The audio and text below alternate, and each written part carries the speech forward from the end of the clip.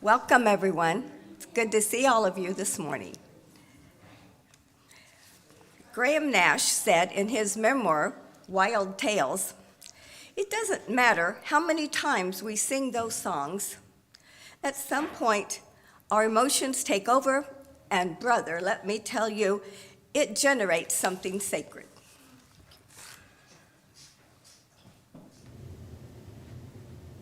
Hey everybody, come sing a song with me. Here's our note. La. Come sing a song with me. Come sing a song with me. Come sing a song with me, that I might know you're mine. And I'll bring you hope when hope is hard to find. And I'll bring a song of love and a rose in the... Hey everybody, come sing a song with me. Here's our note. La. Sorry about that. Got ahead of myself. It's all good. That's a wonderful song, right? I just really like that one. It touches me. We heard a real treat this morning. Janine picked out several David Crosby songs from the 60s, maybe late 60s, by David Crosby, and he was with at least two other groups. The first song was Long Time Gone, which I read as a tribute to Robert Kennedy. Teach Your Children, both of those are by Crosby, Stills, Nash and Young. And Turn, Turn, Turn.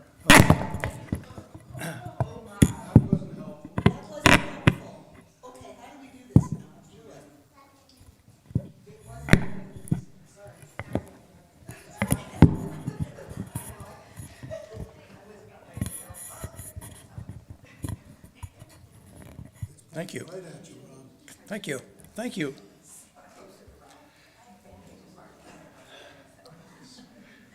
David Crosby, of course, died recently at age 81, and he certainly left a mark on our culture. The last song was Turn, Turn, Turn, which I understand was from some part of the Bible, which I haven't. Ecclesiastes. Thank you. I'm Bible ignorant. Welcome to our service this morning, titled Music is the Soul of the Universe. Come to the place to make this real and powerful connection with each other.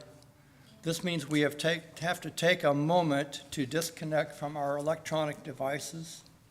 If you brought your cell phone here, please take a moment to turn it off. 10:36 a.m.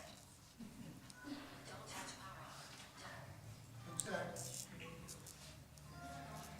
power off. We are doing a YouTube broadcast this morning, and many of you will be comfortable down here. Just be aware that we are broadcasting to YouTube, and if you don't want your face and voice in that moment, to find a different way, I suppose, if you really have something strong, a need to say something. So our opening song, Come Sing a Song With Me, we've already had, and we're going to do it again? Okay. I missed part of it? Okay, great. Let's hear it. Hey everybody, come sing a song with me. Here's our note. La.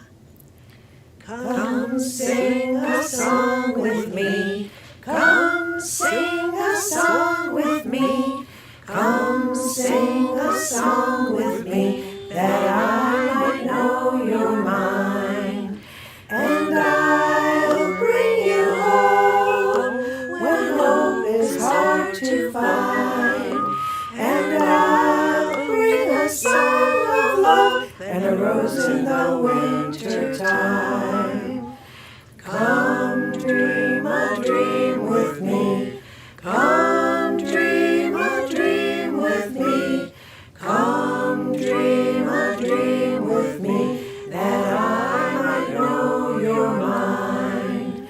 And I'll bring you home when hope is hard to find. And I'll sing a song of love and a rose in the winter time.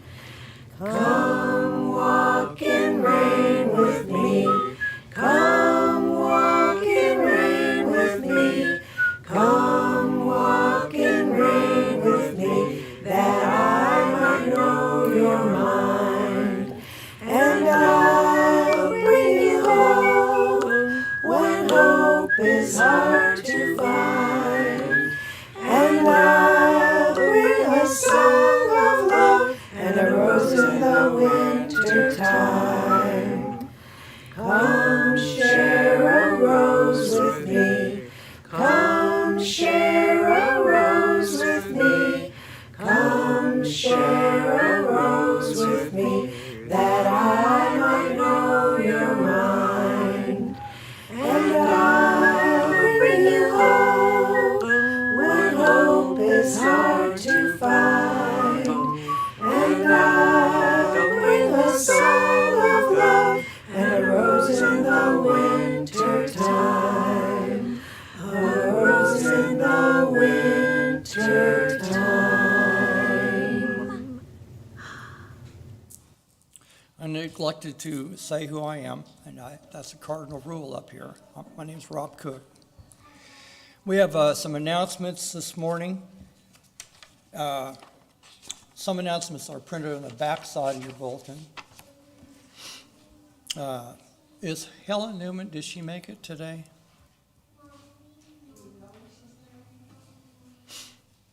Well, today, is it today her birthday? She's 95 today. Isn't that wonderful? Yeah. Yeah, so we were slated to have a birthday celebration following the service, and that may not happen. That's too bad, but she's a lovely person. Rob, if she doesn't come, some of us are going to her house, so anyone can come on. Okay, thank you. So did you hear Kathy said if Helen doesn't make it today, some are going to her house to help celebrate, and you can feel free to go along too. Thank you, Kathy. Our Hugs and Quiches celebration, annual celebration around February 14th, Valentine's Day. Hugs and Quiches is going to be February 12th. And now, Gina will do a reading for the chalice lighting. Oh, thank you. Yeah, are there other announcements? If so, please come on up to the short microphone.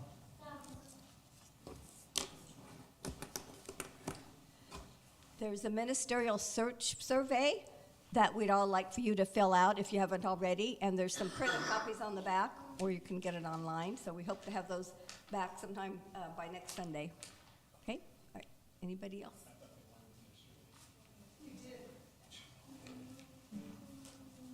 Any other announcements?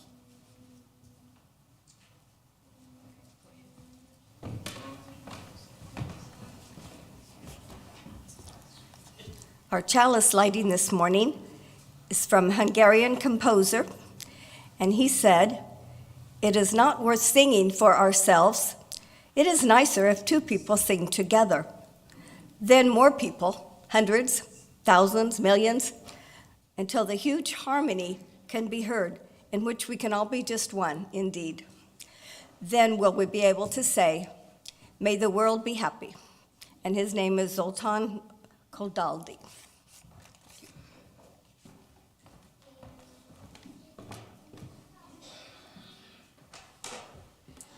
Thank you, Jana. And now Aaron will read the story for all ages. It's called Because, and it's by Mo Willems. Good morning. Children, if you'd like to come and join me up here, you may.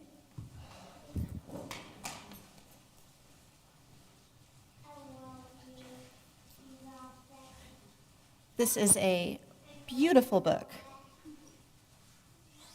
And it does not say that it is written by Mo Willems. The score is by Mo Willems.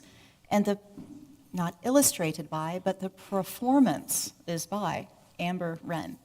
It is all about music.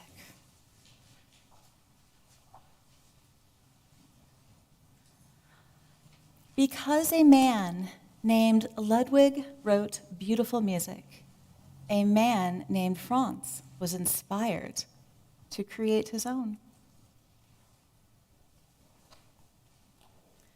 Because many years later, people wanted to hear Franz's beautiful music, they formed an orchestra. Because a man had practiced since he was a kid, he was asked to join.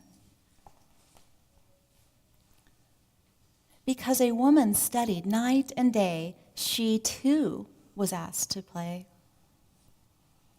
Because many others loved and practiced their instruments, there were enough musicians.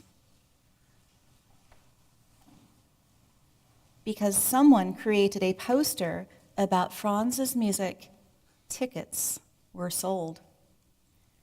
Because the train conductor stopped the train at the Grand Concert Hall, the orchestra conductor arrived.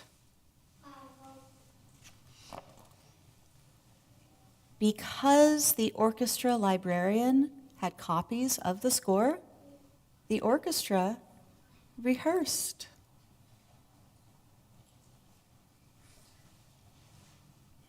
Because workers checked the lights and the seats and swept the floors, the grand hall was ready. Because the time had come, the ushers opened the doors. Because someone's uncle caught a cold, someone's aunt had an extra ticket for someone special. Because the usher helped the aunt and her special guest, they found their seats. You see them? Here she is. Because everyone was there to hear beautiful music, it was quiet.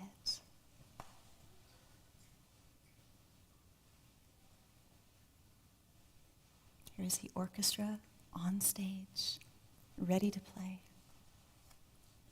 And then magic happened.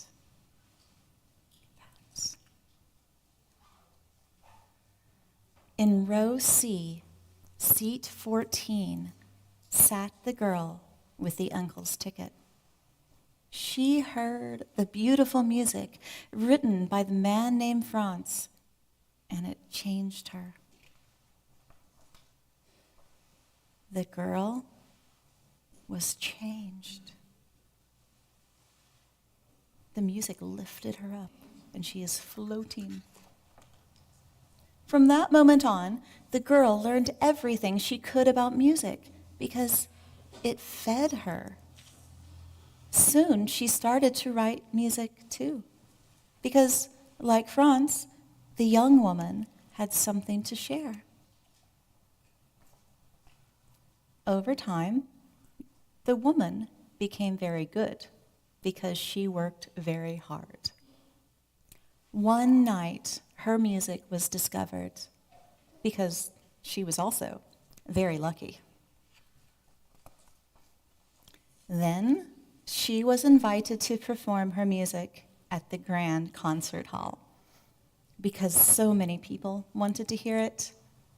Her composition was dedicated to the uncle in row C, seat 14, because it was his ticket that brought her here. And that night, someone else was changed. See, there's a little child. So maybe someday, oh, and that is how it happens. So maybe someday the little child might grow up and write their own music too. And shall we go to our classes, friends?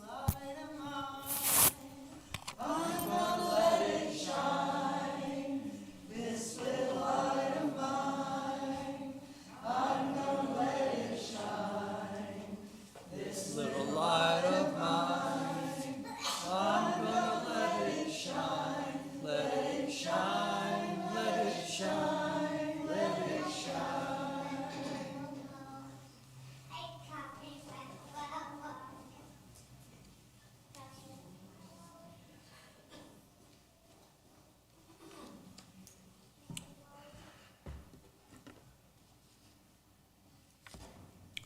For our joys and sorrows this morning, I have a short reading. May all that has been reduced to noise in you become music again. David Teams. Are there joys and sorrows that you'd like to share? If so, please come up to the microphone.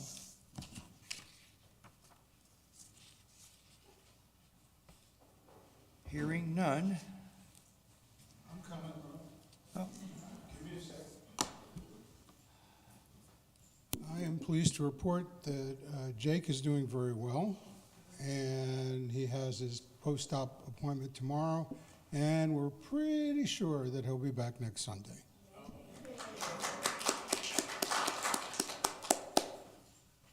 I might add that David and Jake work together. Jake has the technical expertise to do all the videos and songs and music and so forth.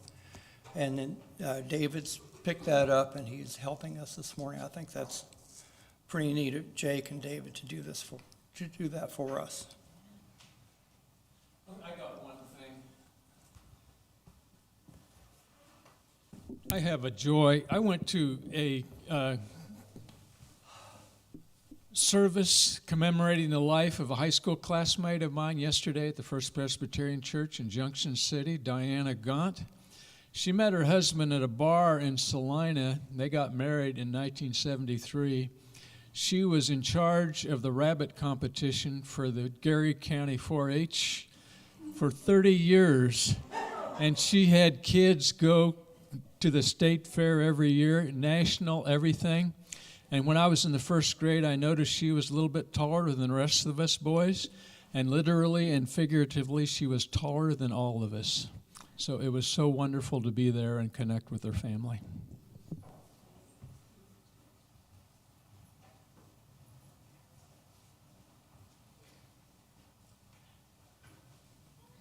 Hi. Our little family is dealing with a bit of sorrow right now. My husband Ryan's mom recently found out that she would not be eligible for a liver transplant, I think, liver, because they found some heart issues, and she is currently in the hospital, so just thoughts for that.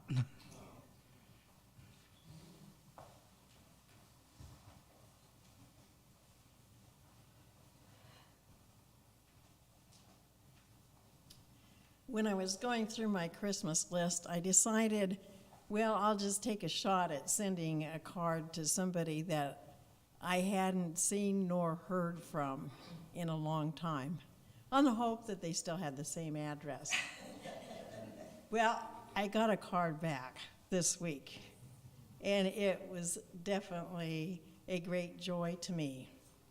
This is a daughter of one of my best friends, Marilyn Simons. And some of you might remember her.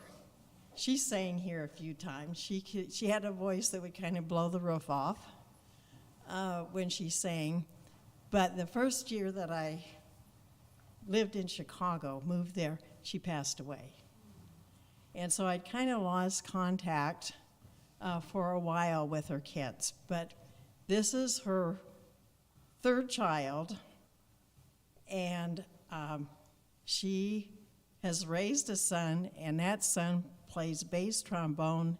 He's a senior in high school, and he's even already played in the Detroit Symphony. So it was just really thrilling to hear from her. Speaking about music. That's what we're doing.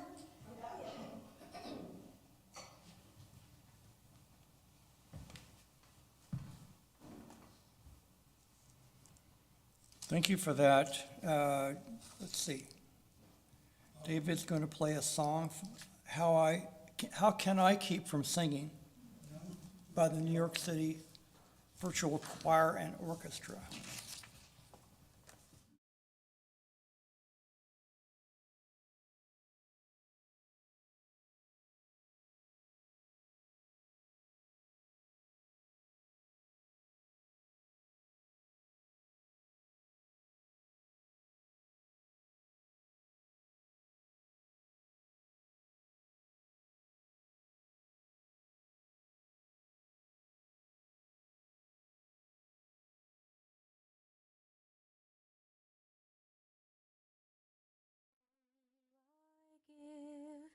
Together we share, and by this we live. From you I receive, to you I give.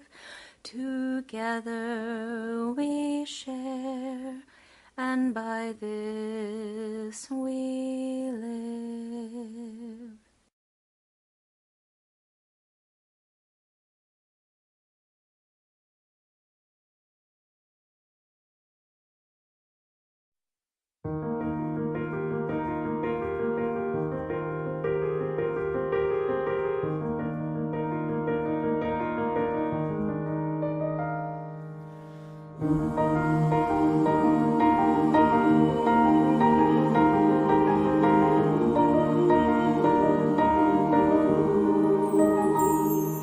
My life goes on in endless song above earth's lamentation. I hear the real, the far off hymn that hails a new creation. No storm can shake my inmost calm, while to that rock I'm clinging, since love prevails in heaven and earth. How can I keep from singing?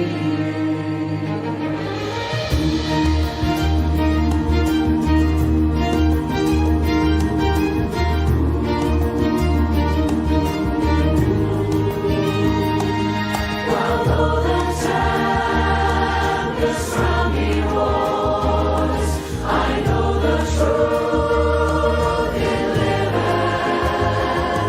And though the darkness round me grows, songs in the night it giveth.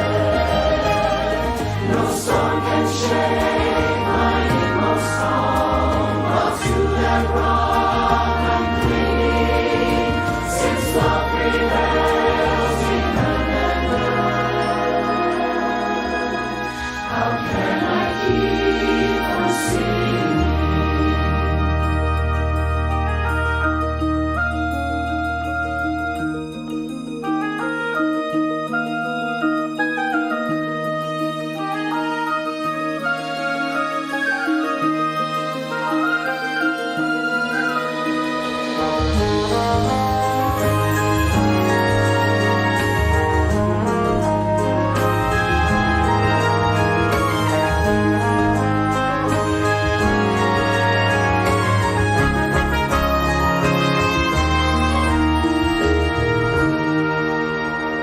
I lift my eyes, the cloud grows thin. I see the blue above it, and day by day this pathway smooths. Since first I learned to love it, no storm can shake my inmost calm. I hear the music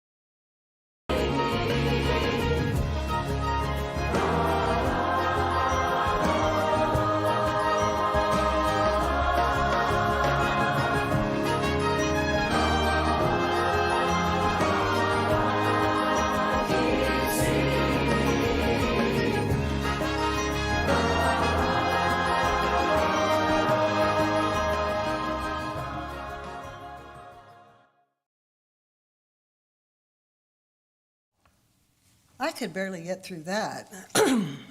So, bear with me. It's like Graham Nash said. The emotions start to flow, and what follows is sacred. One Sunday several years ago, I went to visit my mother after a UUFT Sunday service in which I had done some music that felt particularly meaningful. We talked about what sharing music in the church setting meant to each of us. I asked my mother why she had stopped participating in her church choir, something she had done her entire life since a child. My voice doesn't sound good enough anymore. Mom, you're the only one who probably notices. Yes, but I do. Singing has always been my form of worship. But I don't feel it is good enough any longer for that. Then she began to weep. And I don't know what I am going to replace it with. As a child, when she would get shy about singing when asked, her mother would say, "Rogine, the good Lord gave you a gift and he intends for you to use it." Mom's dad, my grandpa, was the choir director at their Baptist church. Grandma played piano, and Mom, her big brother, little sister, and Grandpa sang a quartet. I have also sung with my mom, my sisters, and in choirs my entire life. My dad, though not a musician, contributed as well. His sister was a church singer and organist, and for her, as well as his own family, his girls, he was the smiling appreciator. The church is where I learned to sing harmonies. I think this probably explains a lot about me and how I have pushed the musical agenda here at UUFT. I don't think it is possible for me to have a deep spiritual experience without music. For me, a service without music is bland, dry, might as well be a lecture or other meeting. When we sing together, we literally vibrate together. And if it's a cappella and you add harmony, I have been known to weep. The music of our youth seems to be that which moves us the most. And if that includes sacred music, church music, I don't think it matters if your theology changes or evolves. It will always be the music that moves your soul. Thank you. We can change the words to some of those songs, but for many, it just doesn't work. Yet they still have the power to move me. O Lord our God, when I in awesome wonder consider all the worlds thy hands have made, I see the stars, I hear the rolling thunder, thy power throughout the universe displayed. Then sings my soul, my Savior God, to thee. How great thou art, rolling thunder, how great thou art. Then sings my soul, my Savior God, to thee. How great thou art, how great thou art.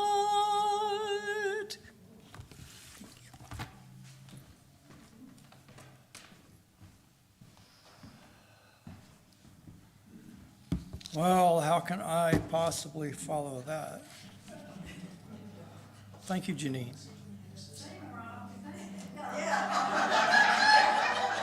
I don't want to vacate the premises.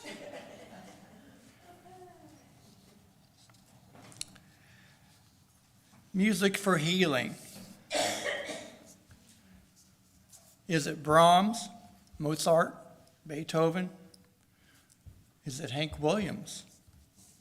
Perhaps it's John, Paul, George, and Ringo that reaches out to you. Are your musical interests and preferences linked to lullabies, waltzes, classical, big band, modern jazz, blues, folk, Americana, country and western, or that of the 1960s British invasion styles and genres? Or perhaps yet another that makes the musical connection for you? Perhaps none of the above.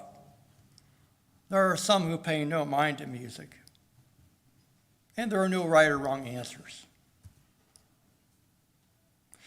There are certainly musical styles that I avoid and do not appreciate, but there are musical styles that in time I've made friends with.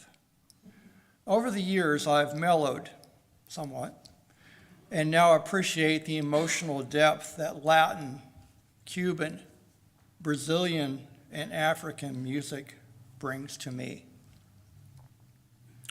When I hear music that play that for that one moment takes hold, I want nothing more at that particular moment to be fully absorbed in the melody, the voices, the harmony, instruments, and the lyrics.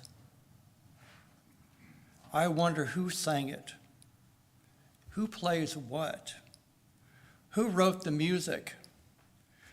Music is a melodic voice spoken with authority, but more so, authenticity. The sound is who the performers are at that moment the music was presented. In its essence, music says, the musicians say, or the authors, I have something to say. And like art, like great art, they have something to say at that moment. So it's like a magnet pulling me in to listen closely. And in that one moment, a connection is made. On the way to UUFT this morning, Jana and I were listening to our music box, and Edelweiss came on from The Sound of Music. Now, you all probably know The Sound of Music and the song Edelweiss. Again, I won't bother singing. But I love the song.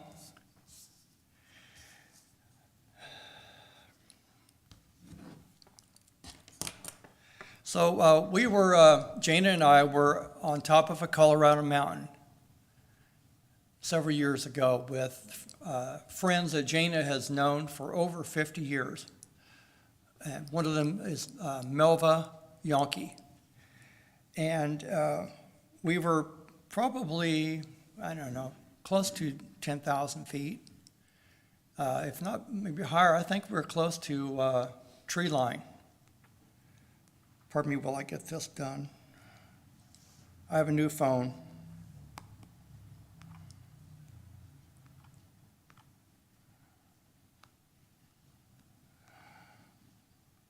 Maybe I'll get it, maybe I won't.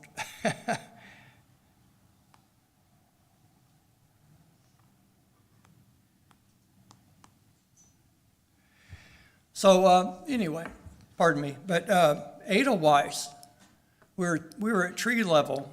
You all know where that is. That's where a certain height in altitude, trees no longer grow. But that's because they take a lot of oxygen, and other plants can be there, can grow. And Melva looks down and she sees a flower. It's Edelweiss. She says, look, look, it's Edelweiss. And my mind went instantly to that song and to her history, because she and her husband was stationed in Germany, and they would go hiking through the Alps, and that's where she first saw Edelweiss. So I marveled at the notion that this little flower was on a hilltop, a mountaintop in Germany, and again here in Colorado. Marveled at that experience. Edelweiss, Edelweiss, every morning you greet me.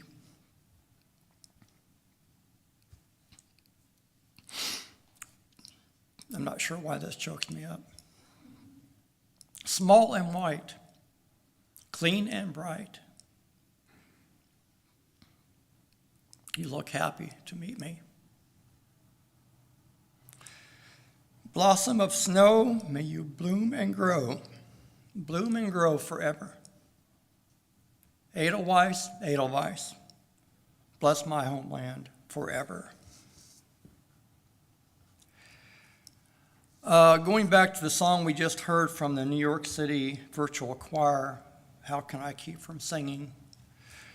Through all the tumult and the strife, I hear its music ringing. It sounds an echo in my soul. How can I keep from singing? So, like for you to come up now. Edelweiss, every morning you greet me, small and white, clean and bright. You look happy to meet me. Blossom of snow, may you bloom and grow. Bloom and grow forever.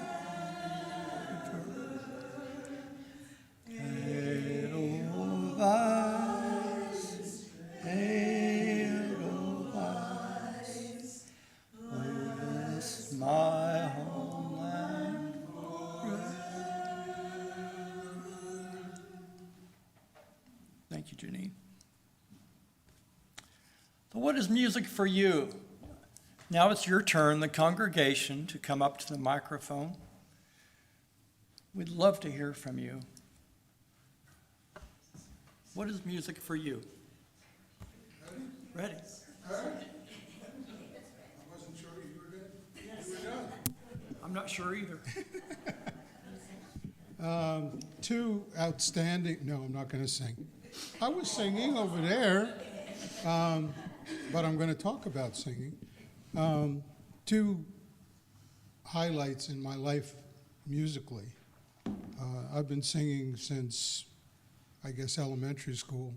1967, that school year, I was a sophomore at American University in Washington, D.C., and I was on the radio station, and I had my old show, of course, and I was the music director. And so here I am in the music library, and this box came in the door, and I opened it up, and there was a record from the Beatles.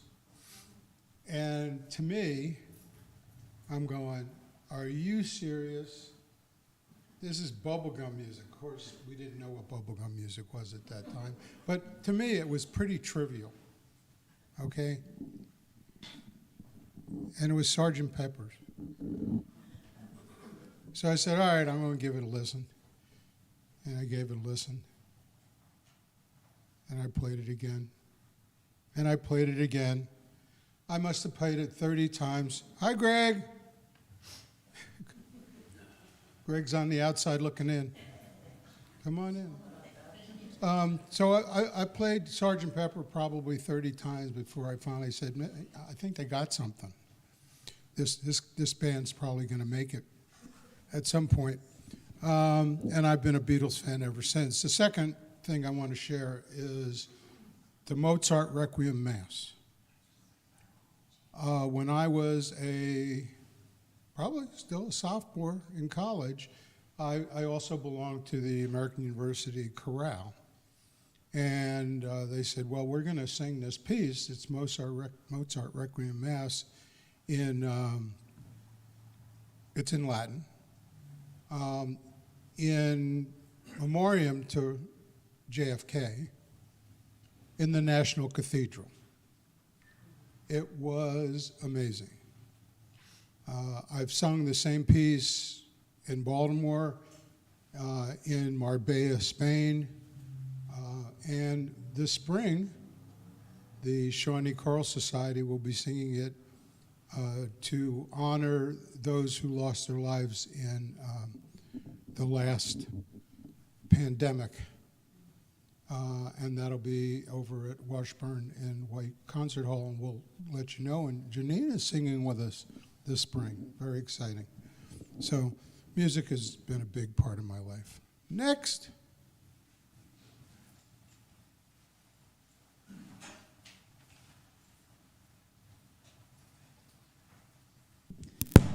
Dave Raxon wrote the music for Charlie Chaplin's last movie, and I had the honor in 1969 of hearing him speak to a class, and he said 6 words: life without music is a joke.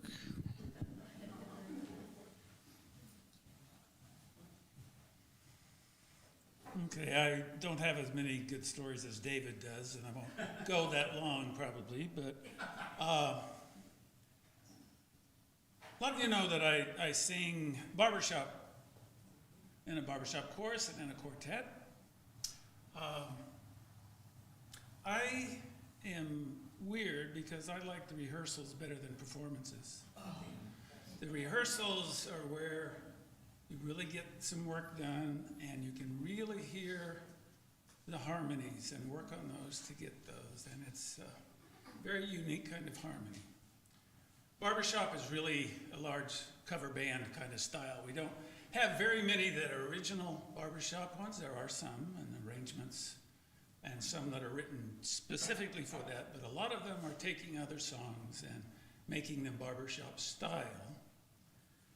And like any other kind of music, most of the time it sounds much better if you engage your face and smiling. And trying to get that over to my chorus is a challenge, but it's fun. And those of you who want to learn to sing, Rob, and enjoy music, come along. Lana and I and everybody else will teach you. Lana is in my chorus now. We are a mixed chorus. We have upcoming Valentines. If you want to send a Valentine to someone, see me. I'll give you the website, or you can see me directly. We'll arrange for that to happen. Thank you.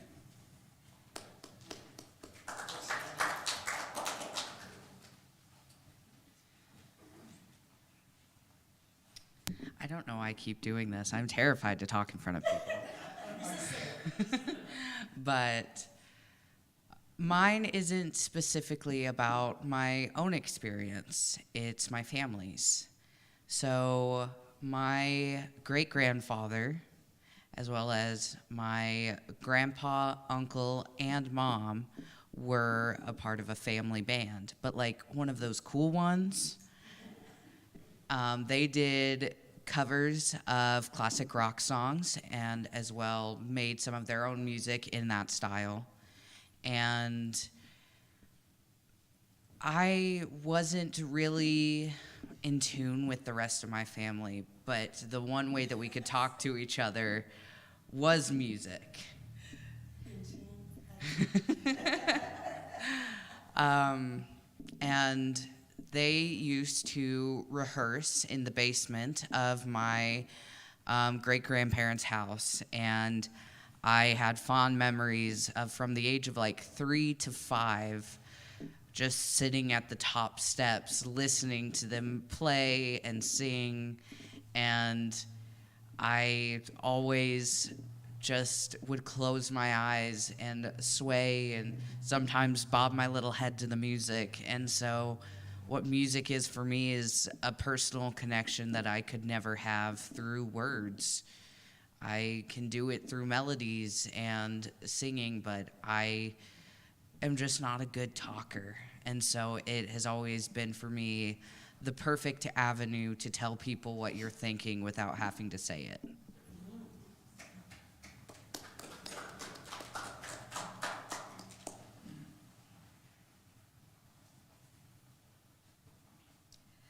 So when Janine started singing How Great Thou Art, like, oh my gosh, that's been one of my favorite songs since I was 14. I was watching TV and Billy Graham was on, and oh yeah, he just spoke to my soul, and so I guess I was saved again. What? No, never heard it here. So Janine and I both grew up Baptist, American Baptist, and so yeah, it was just one of my songs, and I still love it today, even though, yeah, very Christian, but you know, that's okay. It just brings really joy and peace to my life. I wasn't raised in a musical family, unfortunately, because now I love music, and yeah, went to see the Beatles when I was in high school, so yay Beatles. So,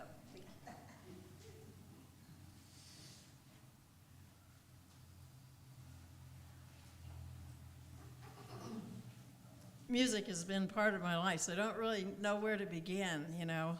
Is it environmental? Is it genetics? What is it? But my dad, who his first language was German, and he sang his German songs to the cows and to the machinery. And so he was always singing. And then when we'd go to sleep at night, my mom would plunk out the cowboy songs that she liked on the piano. And then, of course, we sang in church. And I always attributed the music part more to my dad's side of the family, because his sisters all sang, and they all sang in choirs. And then, not too long ago, I learned that my great-grandparents were in the orchestra on ships that, you know, came back and forth from Germany to the United States. And that, in fact, one of the instruments that my great-grandfather played was the flute. And so then, it wasn't that many years ago also that I learned there's quite a history of relatives who have sung in the Mormon Tabernacle Choir. So, anyway, music brings so many fun and memorable experiences. I'm just going to share one of them. In the desert of western Nebraska culture, one of the highlights was directing the community choir out there. And we did 2 cantatas a year, one for Christmas, one for Easter. So we're singing this cantata. It's 20 measures to go in the whole performance. And I hear a plop, and then hear a drop, and our oldest member is down in the back row. And it was like, oh. So I just immediately stopped, turned around, I said, any medics in the audience? And 4 people come up to his rescue, and before long, the ambulance is there, and they want to take him to the hospital. And he said, no, he comes to a little bit, no, I don't want to go to the hospital, you know. And typically when we sing, it would be at churches, and they always made a wonderful spread of goodies to eat afterwards. And so we're all down there, and pretty soon he comes walking down the stairs, and he says, did you finish the song?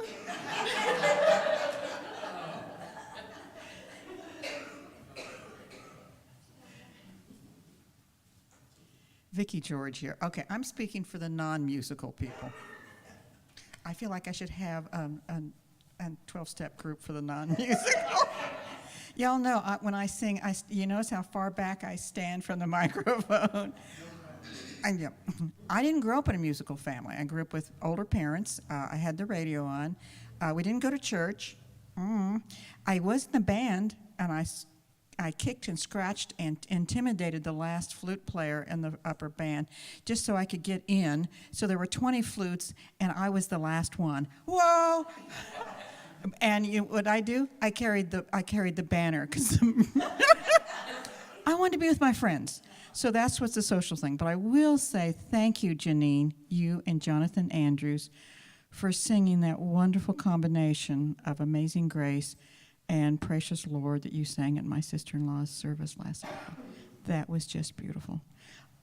But I'm not a music person. I'm a storyteller. Tell me a story. I can remember it.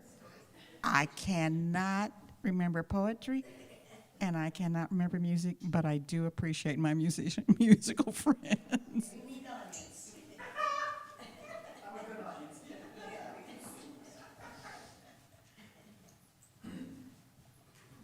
I'm Susanna Emilio, and I wasn't going to come up here at all, but once Vicki opened her mouth, that was it. I knew I had to come. I, too, consider myself not a musical person. I think because I compare myself with my youngest child who lives and breathes music. They are listening all the time, and it's such a huge, huge, huge part of their life. But it hasn't happened so often here, and it may in future as we bring more music into the programs and services.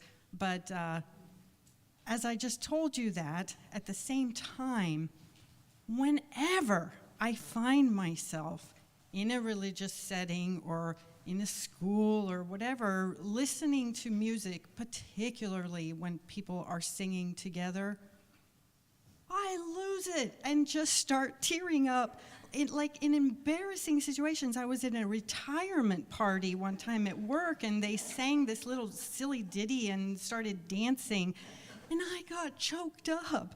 So obviously, I mean, we think of ourselves as not musical people, and yet there's something very, that touches us, so.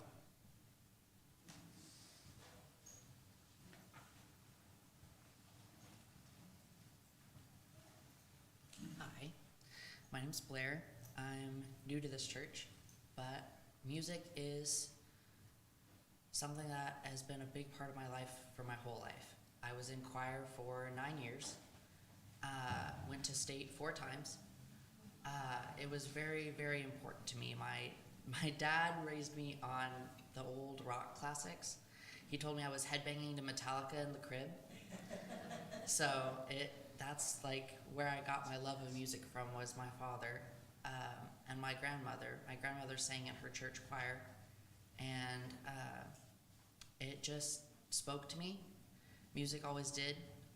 I started out when I was in choir as a soprano 1. I am no longer a soprano 1. I am very far away from soprano 1 at this point. So I've come to struggle a little bit with that, learning to sing the music that sang for my soul in new octaves. But as I've worked on it and started to learn to sing in the octaves that I sing in now, I've discovered that music is still there for me. And it has never left me, and it probably never will. And I come to learn new music every day, as it's just something that feeds my soul. And it's just a really happy experience for me.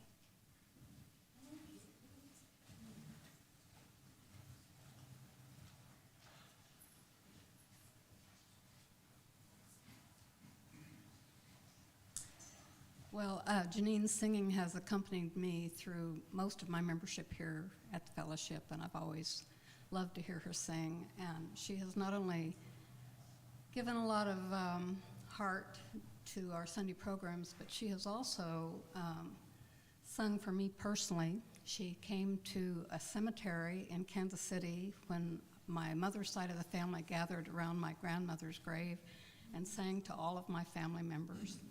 And it's very memorable to me. She came to my retirement party and sang for my staff as I said goodbye to them. She came to my house and sang when we had a neighborhood gathering celebrating the little girl that lived across the street whose name was Eliza Jane, and she sang to Eliza Jane. Anyway, I've always loved to hear her sing and have been so glad she's accompanied me at some important times in my life. And one song that I always remember her singing is a little French lullaby. Do you know which one I'm talking about? May you always be, but she sang it in French. It was really classy. And it was a very soothing song, and sometimes I just sing it to myself and remember. So thank you, Janine. You can sing it for me. It's Russian. In Russian? It's Russian. Oh, no! That's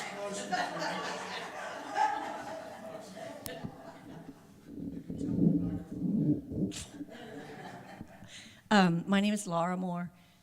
Sometimes music is too intimate to share. It just reaches in and pulls out those threads that just vibrate with our lives. And I can't share it all the time. So I sneak off to my shed and sing quietly and have an intimate space with music. And see, Mitch, you didn't even know that.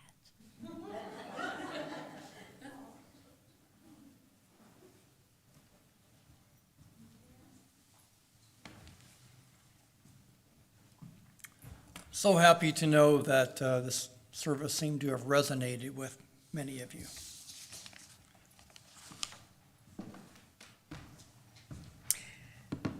Yeah, I have also could say a lot of stories. My college choir sang at Note inside. When you tour with a choir, they allow you in some of these wonderful spaces to sing without, it being an official concert or anything. And we got to sing in Notre Dame.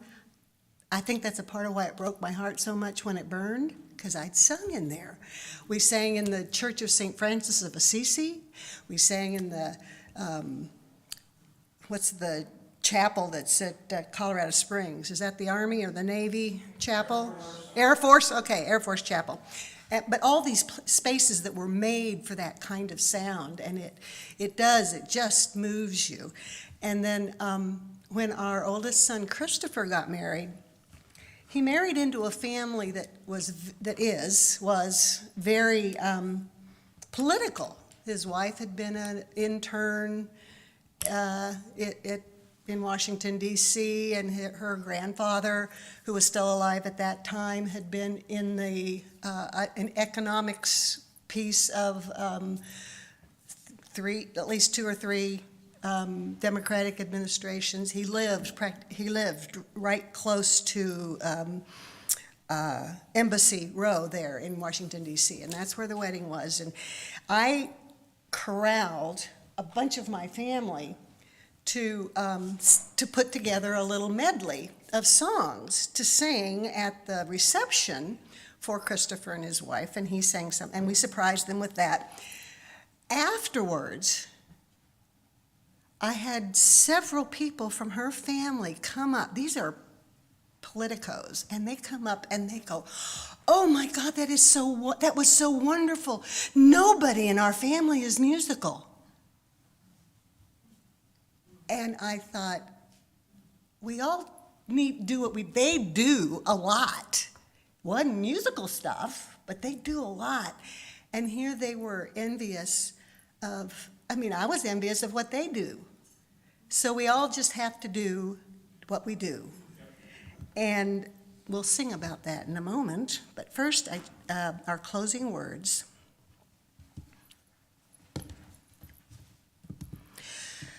These are from E.Y. Harburg, who I had no idea who that was, so I looked it up. He was a lyricist, and he wrote the lyrics for The Wizard of Oz. So that's why we will have the song that will sing us all out.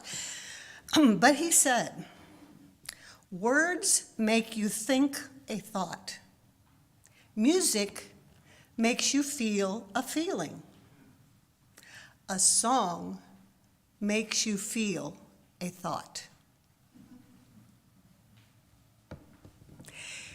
You gotta sing when the Spirit says sing. You gotta sing when the Spirit says sing.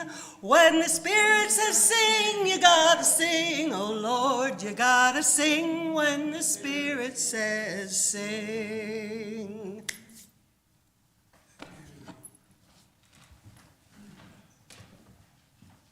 Thanks, Janine. We're going to have a closing song, Over the Rainbow, by Eva Cassidy. But Carolyn would like to say a few words. You want to say those now? About the ministerial search. I wanted to let people know that when the survey, the search committee would really like to have your input. And we asked for it by today.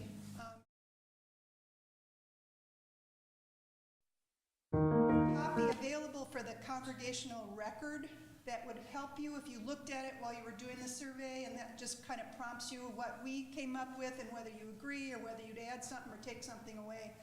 So nobody knows where to find the congregational record. I looked around for it thinking that we had extra copies here, and we do not. So Greg is home now, sending it to Lou, who's going to put it on our website. So you can go to the website, UUFT website, to be able to get a copy of the draft of the congregational record. And please do it. In some ways, it's probably easier for those of you who are able to use the technology. It's easier to do it online, but you can turn in a paper copy too. Thank you.